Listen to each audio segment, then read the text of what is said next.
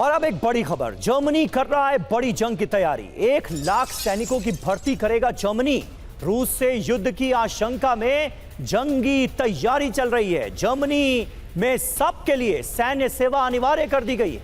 नए राष्ट्रीय सुरक्षा परिषद के गठन पर लग गई है मोहर।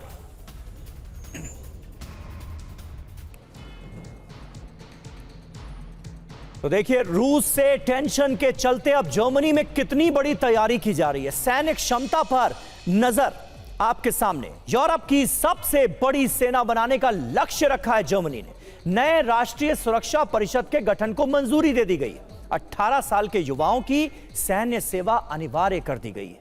2030 तक 1 लाख सैनिकों की भर्ती की जाएगी। सैनिकों की संख्या 2,60,000 तक की जानी है। उस लक्ष्य की तरफ अब जर्मनी आगे बढ़ रहा है। हथियारों की खरीद भी ताबड़तोड़ जारी है। 7 लाख करोड़ खर्च किए जाएंगे हथियारों की खरीद पर। 5,000 बख्तरबंद वाहन लिए जाएंगे। 20 यूरो फाइटर टाइफून जेट लिए जाएंगे। नौसेना के लिए अत्याधुनिक युद्धपोत खरीदे जाएंगे।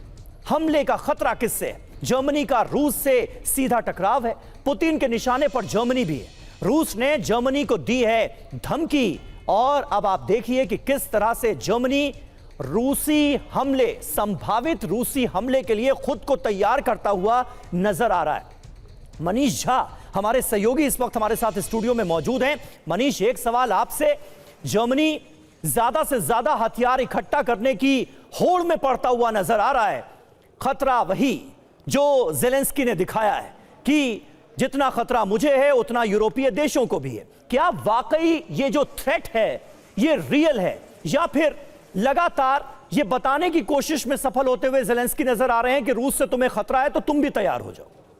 देखिए, जहां तक जर्मनी का ताल्लुक है तो जर्मनी और रूस या तब के सोवियत संघ की अदावत बहुत पुरानी है।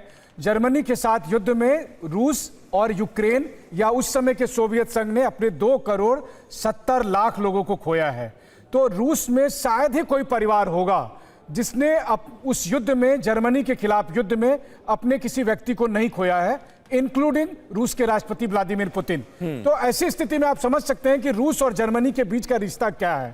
हालांकि रूस और जर्मनी ने बीते दिनों अपने संबंध को सुधारने की कोशिश की थी, लेकिन यूक्रेन युद्ध के बाद एक बार फिर वही पुरानी दुश्मनी जो है सो निकलकर सामने आ गई है और अब जर्मनी पूरी तरह से रूस के खिलाफ तैयार हो रहा है। तो ऐसी स्थिति में आप समझ सकते हैं कि दोनों एक दूसरे पर आरोप लगाते हैं, दोनों एक दूसरे पर ये दोष मरते हैं कि वो उनका उन पर खतरा है। और याद करिए पुतिन क्या कहते हैं, वो यही तो कहते हैं, यूक्रेन का नाजीकरण करने से रोकना होगा, मतलब यूक्रेन को जर्मनी बनने से रोकना होगा। तो सारी पेच जो है उसी जर्मन आइडेंटिटी से, जिसके खिलाफ रूस का एक एक व्यक्ति लड़ने को तैयार है। नहीं, लेकिन अभी कौन सा खतरा है? अभी रूस से जर्मनी को कौन सा खतरा है? क्या ये थ्रेट रियल है?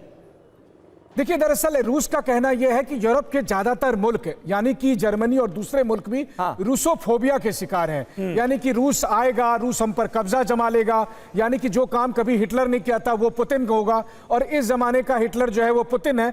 ऐसा कम से कम वेस्टर्न देश लगातार कहते आए हैं और जर्मनी भी अभी इसी नैरेटिव के साथ चल रहा है। तो जर्मनी को यह लगता है कि रूस से खतरा है और इसलिए हमें अपनी तैयारी रखनी चाहिए। कुल मिलाकर कहानी के देखा जाए तो असली खतरा हो ना हो, लेकिन कम से कम जो सत्ता पर बैठे लोग हैं यूरोप के सभी देशों में, वो हथियार लॉबी के दबाव में ये खतरा बता रहे हैं और इसी के नाम पर नए जंग की तैयारी कर रहे हैं जो महाविनाश की ओर ले जाएगा। बिल्कुल, हर जगह नई जंग की तैयारी हो रही है। ज्यादा से ज्यादा हथियार इकट्ठा करने की होड़ नजर आ रही है और कहीं भी शांति के दूर दूर तक आसार नजर नहीं आ रहे हैं। तनाव बढ़ता हुआ ही दिखता है। शुक्रिया मनीषा आपका इस जानकारी के लिए।